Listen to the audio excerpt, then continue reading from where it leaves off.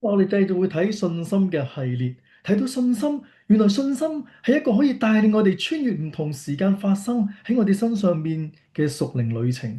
今日想同大家分享一個同信心有關嘅故事，係記載喺舊約聖經嘅列王紀下第4章第8到第37節。今日想同大家分享3樣好簡單嘅嘢。第一樣嘢就係信心嘅起點。作為信心嘅起點，其實係為神預留一個嘅位置。嗱，列王紀下第4章一開始記載咗一個貧窮寡婦嘅故事。佢嘅丈夫原本係先知嘅門徒，即係以利沙先知嘅門徒。但係丈夫死咗之後，就嚟低咗一大筆嘅債項，債主臨門要攞佢兩個兒子去做奴隸啊！呢位嘅婦人就走去求先知以利沙去幫助佢。結果以利沙就叫佢將屋企剩餘嘅一啲嘅油，不停咁倒入去攞翻嚟嘅器皿嘅裏邊。哇！原來神蹟跟住就發生，油一直喺度倒，一直就喺度滿，最後裝滿晒所有嘅器皿。佢賣咗啲油，還清咗債務，仲應該可以靠一啲嚟到去養生。嗱，某一個程度上邊，聖經嘅形容呢一個係好似將佢兩個兒子活過來嘅狀況一樣。本來要被帶走成為奴隸，人生應該就好似玩完咗咁樣樣。但係神介入咗之後，生命重新開始。但係好有意思嘅就係，聖經跟住記載咗另一個更長、更細緻嘅故事。而今次唔再係一個貧窮嘅寡婦，而係一個似乎幾富有嘅家庭。唔再係兩個差啲被帶走嘅兒子，而係一個後來真係死去又復活嘅兒子。而家呢個故事係一個富有嘅婦人，一個死而復活嘅孩子。嗱，換句話講，第一個故事就好似一個序幕咁樣樣。窮寡婦嘅故事，原來就係嚟緊呢個故事嘅序幕，準備我哋進入一個更震撼嘅神蹟。今次嘅主角係一位書念嘅婦人。聖經話佢住喺書念呢個地方，而且佢似乎係一個幾有地位啦、幾富裕嘅女人。嗱，當神人以利沙經過嗰度嘅時候，佢就極力挽留佢入屋食飯。之後每逢以利沙經過，都會去佢屋企食飯。但事情唔係咁簡單，只係停留喺食飯。呢位嘅婦人同丈夫商量咗之後，決定為以利沙起一個小嘅房間，擺上一張床啦、一張椅啦、一張書台啦、一張眼燈啦，等佢每一次經過嘅時候都可以好好咁休息落嚟。弟兄姊妹，呢件事其實真係一啲都唔簡單。婦人唔係請一餐飯咁簡單，而係為神預備咗一個長期嘅空間，而為神人預備咗一個長期嘅空間。聖經形容咗呢個空間係一個小樓。呢一位嘅婦人，呢位嘅書念嘅婦人所做嘅，唔單止係金錢嘅付出，更加係一份嘅心意，係對神人、對上帝一份嘅心意。嗱，如果仔細咁讀呢段經文嘅話，你就會發現一件嘅事：呢位嘅婦人其實冇乜特別追求屬靈嘅嘢㗎。嗱，佢唔係因為先知住喺佢間屋企，所以咧佢就會問好多關於屬靈問題嘅事嘅人。佢亦都唔係一位好追求屬靈到個地步。以利沙每次食飯嘅時候就去問佢聖經，因為呢啲全部都喺聖經裏面冇記載嘅。佢甚至大概都冇為自己去祈禱，叫以利沙去為佢冇仔去祈禱。因為經文其實提醒我哋，佢老公已經年紀好大，而且佢一直都冇兒子。換句話講，如果佢真係想求嘅話，其實佢好多嘢可以求嘅喎。不過佢冇啊。從呢個角度去睇，呢位嘅婦人嘅信仰其實未必真係諗得咁熱切嘅咋。佢唔係真係好主動嘅咋。佢唔係一個拼命追求屬靈事情嘅嗰一種人。佢只係喺呢個故事嘅一開初，為神人做咗一件好簡單嘅嘢。佢為神人預備過一個空間，但佢從來都冇諗過，佢為先知所預備嘅呢一個小房間，日後竟然會成為佢嘅仔嘅急救室啊！A&E 嘅房間。當佢嘅仔死咗之後，聖經話佢第一時間就抱咗佢嘅仔上去神人嘅嗰間房，擺咗呢個仔上去神人嘅嗰一張床。更奇妙嘅就係，之後以利沙去到嗰個地方嘅時候，關上門為孩子禱告，令佢復活。當初呢個婦人唔係為神人預備呢個房間，關上門，係為俾神人休息嘅咩？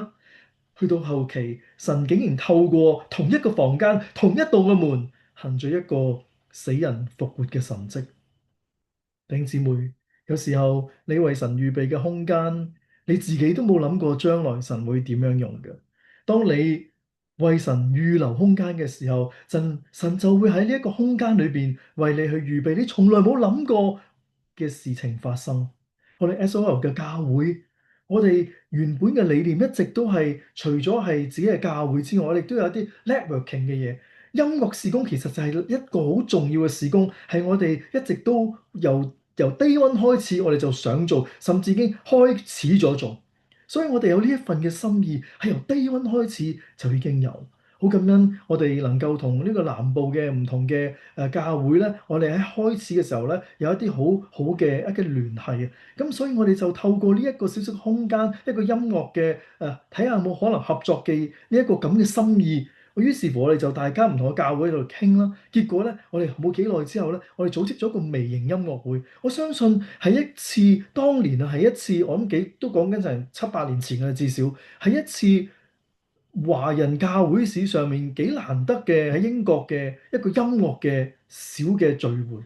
我哋就將我哋自己所創作嘅，或者係我哋崇拜帶音樂嘅嗰一種嘅 style 咧，大家就喺度分享出嚟。唔算好多人，大概70、80人左右啊嗰次嚟，但係呢個係一個好特別，上帝就係預備咗我哋呢一個好特別嘅事工。事實上邊，當我哋為神預留空間嘅時候，神就會為我哋預備一啲從來喺度未必會諗到會發生嘅嘢。其實今日有好多人嘅信仰嘅開始，都好似呢個婦人咁嘅啫。特別係好多依家從香港嚟英國生活嘅人。佢哋未必一開始嘅時候就好有信心，或者未必根本係好想投入信仰嘅裏邊。但係佢哋願意同基督徒一齊生活啦、接觸啦、參與教會嘅活動啦，甚至去下社區嘅聚會啦。信仰係啊，真係未必咁有興趣嘅咋。崇拜即係坦白講，有時間咪去咯，冇時間咪唔去咯。小組更加唔使講啦，係嘛？接觸無妨，但係咧要佢認真，成日都要去參加呢一個小組嘅話咧，就睇下情況啦。其實好多人佢哋都有穩定嘅聚會㗎，但係未必即刻可以做到認真去相信，甚至乎對上帝好有信心嘅嗰一種追求型嘅嗰種嘅信徒嘅嗰種嘅屬靈嘅心態。但係有時候信心嘅開始唔一定就係尋求神開始，而係先為神留一個位置，留一個空間，就好似呢個婦人一樣。其實以利沙都係一樣嘅啫。以利沙因為呢一個嘅婦人俾出嘅一個好意，所以佢亦都回報佢兩個好意嘅。大家如果一陣間你就會聽到以利沙其實第一個好意就係為佢呢一個嘅因為知道佢係一個幾有錢嘅人啦，所以睇下會唔會咧係幫佢疏通得到。呢個係第一個佢想做嘅嘢。第二樣有所做嘅嘢咧，就係為佢可唔可以幫佢有一個兒子。所以大家嘅出發點都係想為對方有一份嘅心意。我聽過一個故事，有一個香港嚟嘅姊妹，佢嚟英國之後，每個星期都帶住仔女去教會，但問題就係佢唔識揸車，所以就要佢老公嚟到去車佢。有一次佢就同老公講：又不如你車我之餘都入埋教會啦。老公就話：切，我都唔信嘅，我入去做乜鬼啊？老婆就話：咁你唔係唔陪我啊嘛？結果咧，佢真係入咗去。但係佢每一個星期都係坐喺教會入面最後嗰行，而且咧詩歌當然唔會唱啦，祈禱亦都會唔祈啦。聽到咧就睇下邊啲人講啦，講嘅信息會唔會啱自己聽咯。於是乎佢就通常都係每一次崇拜坐喺後邊一碌手，坐喺後邊做碌手機。但係1年之後，佢竟然信咗主。有人就問佢：你幾時開始信主㗎？佢就講咗一句幾特別嘅説話。佢話：其實我未信之前，我相信神已經慢慢走入我嘅生命嘅裏邊。佢話因為第一，佢慢慢習慣咗聽道呢一個咁樣嘅環節啦。佢以前覺得講道好悶，但係慢慢覺得都幾有道理。仲有第二咧，佢就開始被基督徒影響到，佢發現教會嘅人都幾關心佢啊，好樂意去幫人啦。仲有第三，佢嘅心慢慢打開咗。以前佢覺得信仰只係心理安慰劑，但係慢慢佢開始喺度諗，神係咪真係存在嘅咧？神係咪喺呢個附近嘅咧？佢周圍放咁多基督徒喺我身邊嘅裏邊，有冇啲咩特別嘅心意喺裏邊呢？結果每一次嘅崇拜，每一次嘅講道，甚至人哋點去關心佢一句説話，佢堆積埋之後，佢就開始慢慢打開咗個心。結果有一次嘅福音嘅聚會裏邊，佢就決志相信咗神。所以弟兄姊妹，信心好多時候唔係突然爆發，信心往往就係從一個好小嘅空間開始。當一個人願意為神預留一個空間嘅時候，神就慢慢進入咗佢嘅生命嘅裏邊。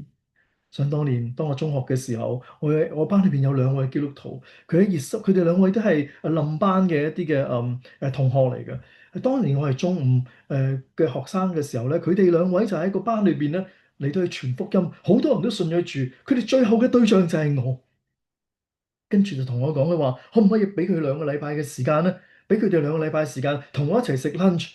我心裏邊諗，好，我就豪兩個禮拜俾你。結果咧，兩個禮拜裏邊咧，我就聽住佢哋講下聖經故事啊，又喺度食飯嘅時候，一路食 lunch 嘅時候，喺度唱福音詩歌俾我聽。哇，我覺得好鬼瘀啊！你知唔知點解？因為喺街裏邊唱歌喎，而家講緊係密質質嘅環境裏邊，嗰個 canteen 嗰個飯嗰個食嘢嘅地方，你哋唱一啲歌，而啲歌咧又唔夾音嘅呢啲嘅詩歌。哇！搞到我覺得好尷尬。但係無論如何，嗰兩個禮拜係我對上帝嘅一個小小嘅心意打開咗，一個空間打開咗。當然啦，我唔係即刻信耶穌。冇幾耐之後，佢哋邀請我去一個佈道會。喺佈道會裏邊，我就舉手決志去相信神。係啊，信心嘅起點係為神預留一個嘅空間喺裏邊。然之後，信心嘅起點其實我哋知道好心款待神人，不知不覺咧，佢哋就係為神預留咗一個空間。係啊，弟兄姊妹，好多人嘅信仰嘅開始唔係尋求神仙，而係先為神預留一個位置。第二樣嘢就係信心嘅成長，生命原來可以不停嘅去經歷神。當我哋再仔細去讀呢段聖經嘅時候，有冇發現喺呢整個故事嘅裏邊，聖經大部分嘅時間都稱呼呢位女士做書念嘅婦人，或者婦人，甚至人稱代名詞嘅她，甚至有時叫佢做婢女。但係到第四章30節嘅時候，經文突然之間用咗個好特別嘅稱呼，就叫做孩子嘅母親，而且呢個稱呼係整個聖經裏邊唯一一次出現。呢個改變其實真係好有意思，因為一開始嘅時候，呢位嘅婦人似乎對於冇孩子其實一啲都唔在意嘅。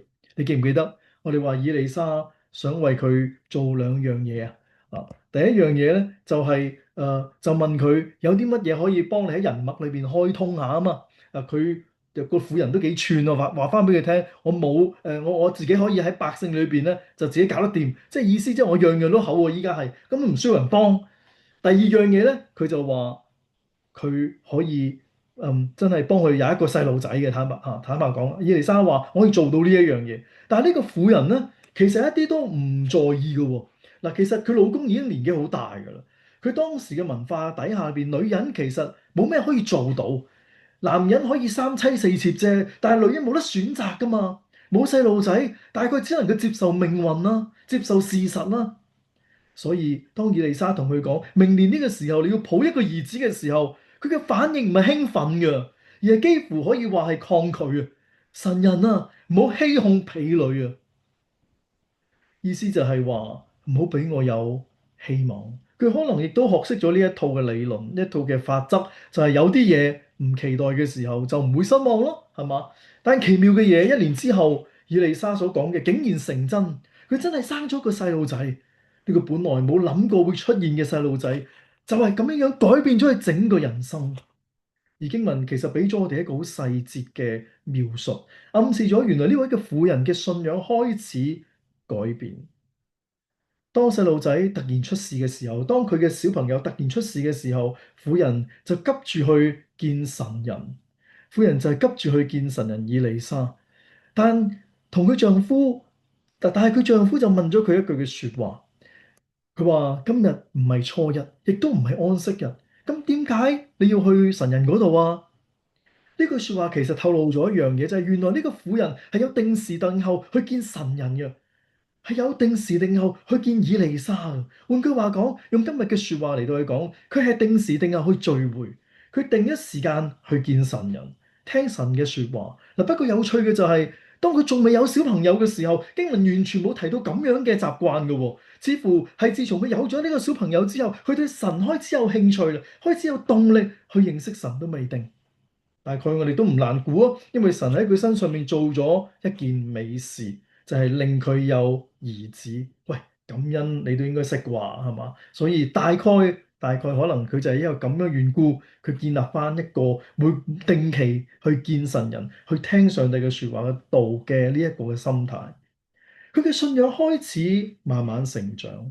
其實呢件事係好真實嘅啫，因為人生有好多時候係當身份改變咗之後，信仰先至會慢慢開始改變，承認嘅越嚟越開始有追求嘅心態都未定。以前佢只係一位好有錢一個普通嘅婦人，但依家佢係一個母親啊，有個孩子啊。而一個人一旦成為咗父母，人生有好多嘢都會改變。現實啲咁講，我唔知大家同唔同意？有咗小朋友之後，我哋嘅脾氣係咪逐漸越嚟越差咗啊？我哋脾氣都會改變咗㗎喎。嗱，當然唔係個個都係咁啦。生活習慣都改變咗㗎喎。以前你可能瞓到黃朝白晏，10點起身都未定，但係有咗小朋友嘅時候，你可能4、5點就會起身。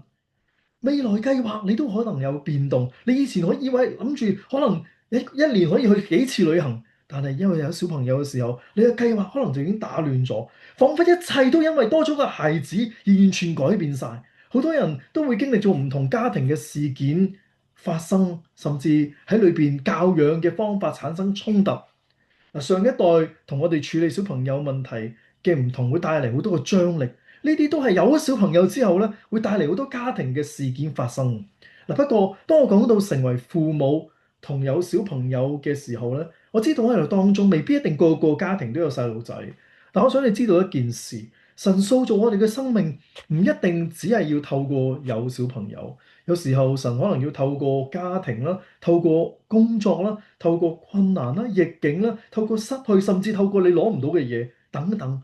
每一個人嘅生命故事都唔一樣嘅，但係神都會喺唔同嘅經歷裏邊塑造我哋，令我哋慢慢變成更成熟、更像佢。喺書念婦人嘅呢個故事裏邊，喺佢嘅生命嘅裏邊，神就係透過成為父母親呢個身份去改變咗佢。神有時候唔係要先改變人嘅信仰，而係要改變人嘅身份先。對於呢位嘅書念嘅婦人，當佢成為母親之後，人生完全唔同晒。書念婦人以前可能覺得信仰係一種所謂嘅客氣嘅款待，但有咗細路仔之後，信仰變成咗一個生命嘅依靠。但對於一個有信仰嘅人嚟講，呢個改變其實係有另一個嘅意思，因為神往往透過人生嘅角色同埋責任嚟到塑造我哋嘅生命。神俾我哋嘅家庭，俾我哋有小朋友，令我哋有唔同嘅關係。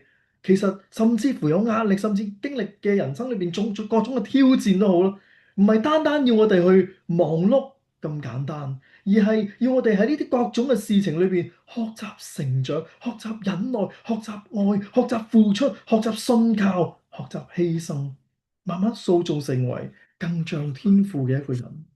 有時候神唔係先改變人嘅信仰嘅，真係，而係先改變咗人嘅身份先，先成為母親，先成為父親，先承擔起一種嘅責任，然後喺呢個過程嘅裏邊，人慢慢開始識去尋求神。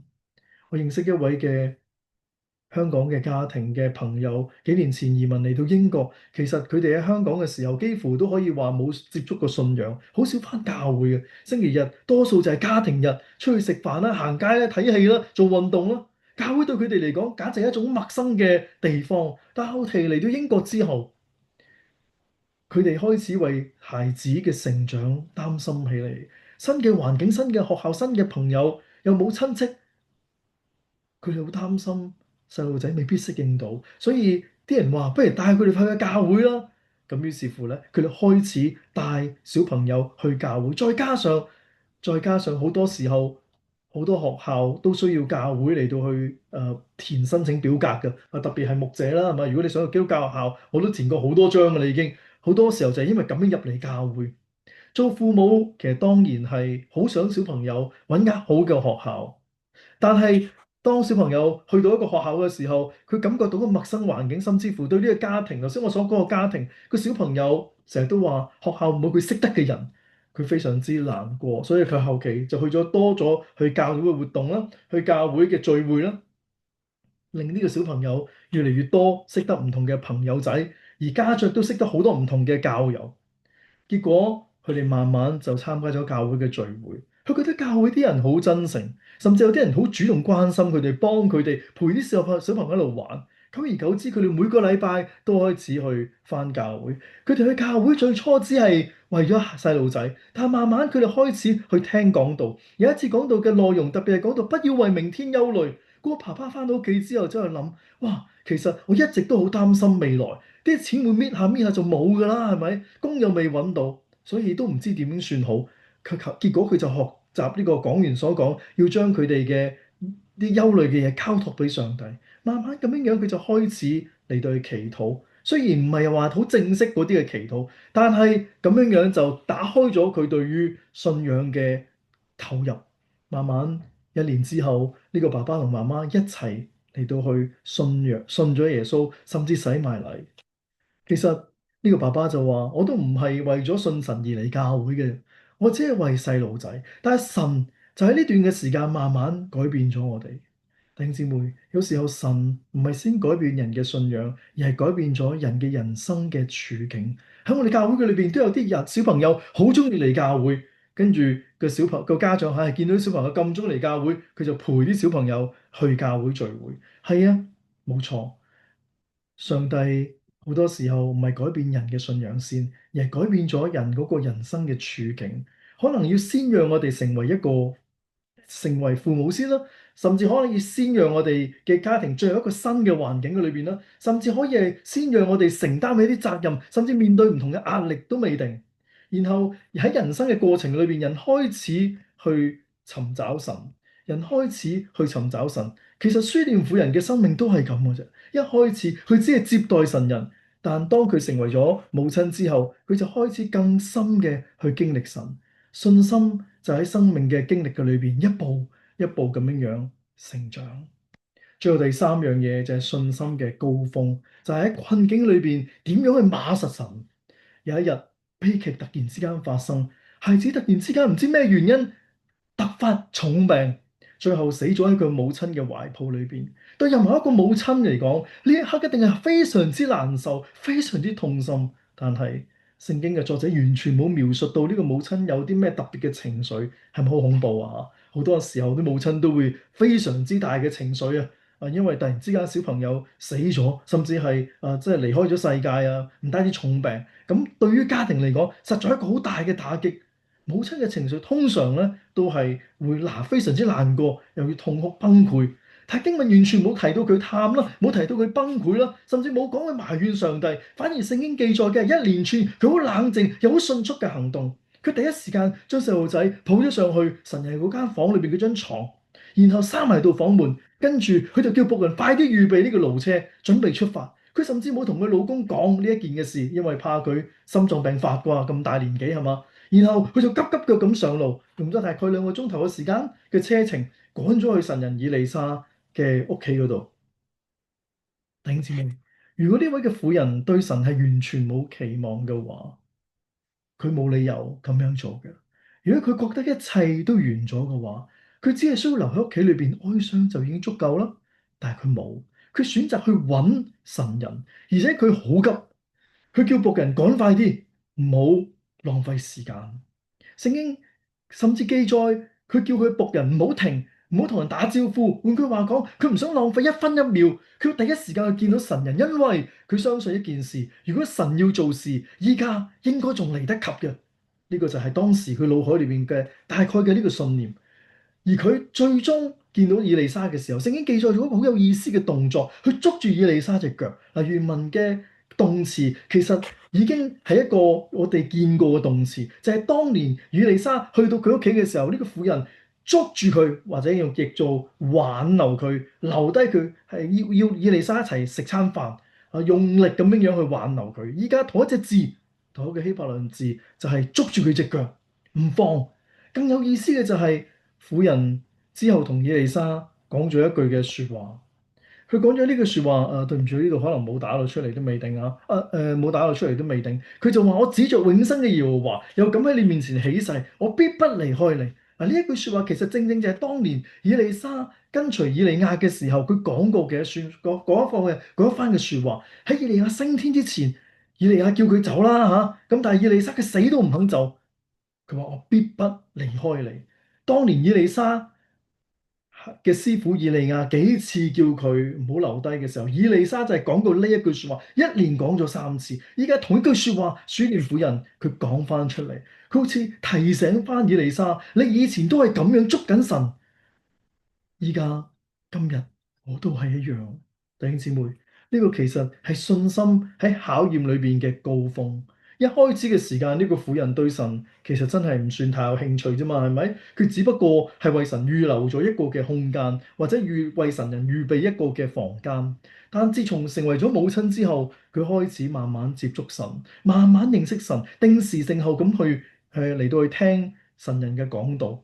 而當人生最大嘅困境出現嘅時候，佢嘅仔死咗，佢嘅信心竟然冇崩塌，反而變得更堅定、更堅強，去捉緊神。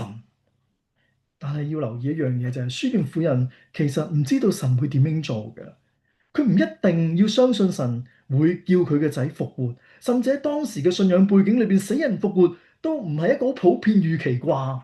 但係佢仍然去揾上帝，點解？因為信心好多時候唔係我知道神一定會點樣做，而係信心就係我知道神仍然喺度。只要神仍然喺度嘅時候，我就有出路，我就有希望。有一個好出名嘅基督徒。喺19世紀，我相信好多人都聽過佢嘅名，佢叫做 Spafford。原本係一個好幸福嘅家庭嘅，佢嘅人生可惜就接二連三受到好多嘅打擊，生意失敗啦，又失去咗個兒子。喺1873年嘅時候，佢安排咗太太同4個女兒坐船前往歐洲休息，但係途中船隻同另一艘嘅船隻嚟到相撞，最後只有佢老婆生還，4個女兒全部都葬身大海。太太喺英國發咗一部嘅好短嘅電報俾佢，即係寫住一句嘅説話：Saved alone, what shall I do？只要我一個人活着，可以做啲乜嘢嘢？可以點辦啊？Spafford 即刻就坐船去英國會合佢老婆。當船行到當年沉船嘅地點嘅時候，呢個船長特別話俾佢聽，就大概喺呢個地方，你4個女兒就喺呢個地方沉咗落去。就喺嗰一刻，呢個父親企喺甲板上面，向望住茫茫嘅大海，想到4個女兒長眠喺海底，但係佢冇向神發出埋怨，冇控訴，反而翻返到去船艙寫低咗一首嘅詩歌，就係今日好多地方仍然都唱緊嘅一首嘅詩歌。我心靈得安寧，It is well with my soul。有時享平安，如江河平又穩。